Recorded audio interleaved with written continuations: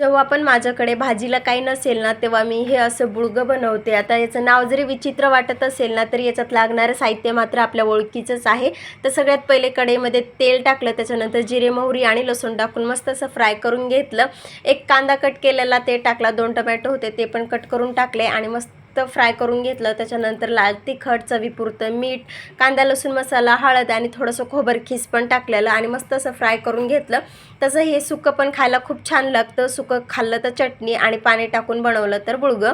तर मस्त शेंगदाण्याचं कूट टाकलं आणि थोडंसं पाणी टाकून ना मस्त अशी भाजी करून घेतली.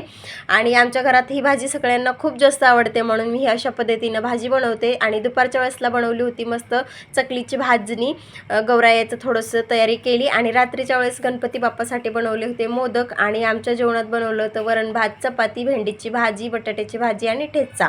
तुम्हाला कसं वाटलं कमेंट करून नक्की सांगा. चला भेटू नेक्स्ट ब्लॉगमध्ये.